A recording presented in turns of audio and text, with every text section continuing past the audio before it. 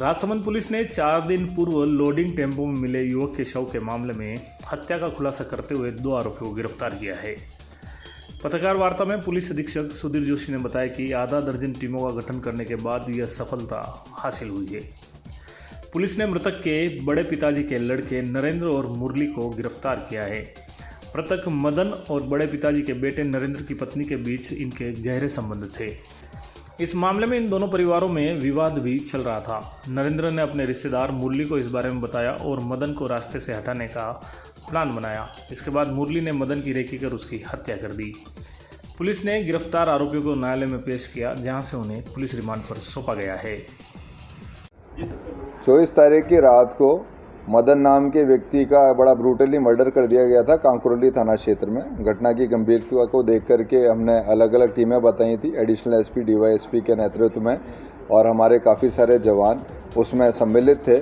और पूछताछ करते करते हमें संदेह हुआ कि मृतक का जो ताऊ का लड़का है नरेंद्र, उसके कंडक्ट पे कुछ संदेह हुआ और ऐसा लगा कि कुछ अंदरूनी मामला है जो उजागर नहीं हो रहा है। तो नरेंद्र को लाए। नरेंद्र से हमने ठोस और गंभीरता से पूछताछ करी मनोवैज्ञानिक तरीके से। तो नरेंद्र ने वारदात करना कबूला। उसने बताया कि उसे शक था कि उसकी पत्नी के साथ में मृतक के काफ़ी घनिष्ठ संबंध थे और इसी की वजह से वो काफ़ी असहज था और जो मदन है उसको रास्ते से हटा देना चाहता था। उसने अपने साथ में अपने एक कज़न को लेकर के, मुरली नाम के व्यक्ति को लेकर के इस घटना को अंजाम दिया और बड़े चालाकी के साथ में वो खुद मौके पे नहीं गया, उसने मुरली को मौके पे भेजा और मुरली ने ये काम अंजाम दिया। उसने मदन के टेम्पू में बैठे हुए के ताबड़तोड़ हमला किया चाकू से और वहीं उसको मार दिया और मौके से चला गया।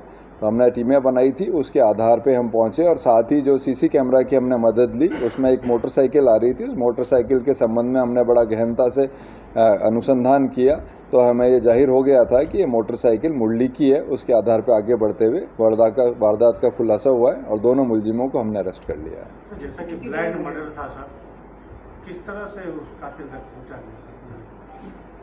देखिए, हमने काफ़ी सारे एंगल्स पे इसमें इन्वेस्टिगेट किया था। कोई लेन देन की बात तो नहीं है, पहले इसको रूल आउट किया। कोई दुश्मनी की बात तो नहीं है, इसको भी रूल आउट किया। फिर ये जानकारी मिली कि जो मुख्य मुलजिम है नरेंद्र, उसकी पत्नी के साथ में मृतक मदन के संबंधों की घनिष्ठता को लेकर के आमजन में चर्चा थी, गांव में चर्चा थी। इस एंगल पे हमने आगे इन्वेस्टिगेट किया तो मालूम पड़ा कि कुछ समय पहले नरेंद्र के और मदन के बीच में कहासुनी हुई थी और अभी काफ़ी समय से इनके आपस में बोलचाल भी बंद थी। इसी एंगल को लेकर के हम आगे बढ़े और एक मोटरसाइकिल जो घटना के समय मौके पे नज़र आई थी, उस मोटरसाइकिल के संबंध में हमारी टीम ने काफ़ी अच्छे से इन्वेस्टिगेशन किया। मालूम पड़ा कि मोटरसाइकिल कुछ 2 महीने पहले ही मजार में लॉन्च हुई है। तो 2 महीने में जितनी भी मोटरसाइकिल थी उसके बारे में तफ्तीश करी तो मालूम पड़ा कि मुरली नाम के लड़के के पास में ऐसी मोटरसाइकिल है। तो हमारा शक और पक्का हो गया। नरेंद्र को ला करके हमने इसी आधार पे पूछताछ करी। पहले तो वो मना करता रहा, फिर मनोवैज्ञानिक तरीके से पूछताछ पे उसने पूरा घटना को कबूल किया और अपने साथ मुरली का इस घटना में होना बताया। इस पे हमने दोनों को अरेस्ट कर लिया है।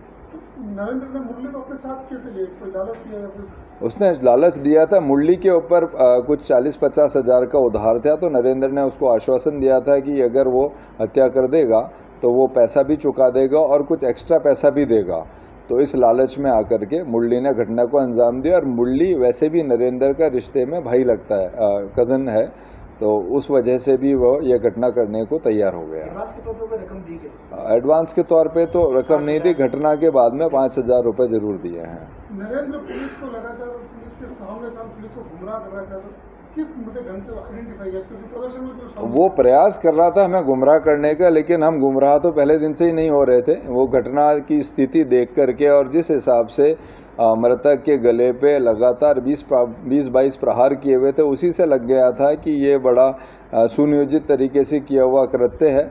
और इसमें जैसा मैंने बताया कि अलग अलग एंगल्स हमने एक्सप्लोर करे।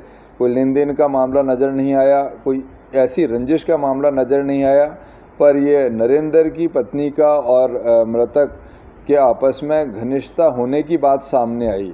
तो उससे हमें लग रहा था और फिर जितना नरेंद्र गुमराह करने का प्रयास कर रहा था, जितना उत्तेजित उसका बिहेवियर जितना जिस प्रकार का था वो हम स्टडी कर रहे थे, तो हमें लग रहा था कि वो खुद को इस घटना से दूर दिखाने का प्रयास करने के लिए ये सारा कर रहा है। तो जितना उसने प्रयास किया उतना ही हमारा शक और पुख्ता होता चला गया और फिर पूछताछ में सामने चीज़ आई गई। किस तरह के हथियार कल जो ज्ञापन देने के लिए आए थे लोग, उनमें नरेंद्र भी था।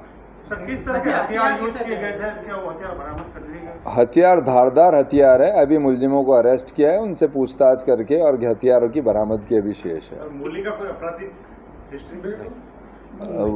अभी तक तो ऐसी कोई जानकारी अब मैं बात आई नहीं है, कुछ होगा तो मैं आपको अवश्य शेयर करूँगा। कितनी टीमें गठित की इसमें अलग अलग 6 टीमें गठित करी थी। एक तो घटनास्थल का बारीकी से निरीक्षण करने के उपरांत वहाँ जो मूवमेंट जो घटना के समय होता है उसको स्टडी करने के लिए, एक हमारी साइबर सेल की टीम थी जो आसपास के जो BTS हैं, जो मोबाइल हैं, उनकी स्टडी करने के लिए, एक CCTV जो फुटेज आया था मोटरसाइकिल का, उसको लेकर के उस मोटरसाइकिल को ट्रेस करने के लिए एक टीम गठित कर रखी थी।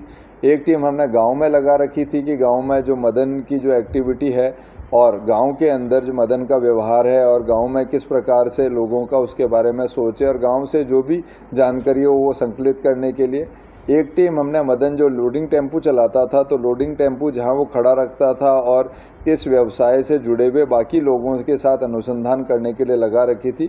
और एक टीम थी जो कि सभी जगह पे जा कर के और अलग अलग प्रकार के लोगों से फीडबैक लेकर के जानकारी एकत्रित कर रही थी। हाँ बिल्कुल, वो तो एक ही अपराध का ही हिस्सा हैं दोनों के दोनों को।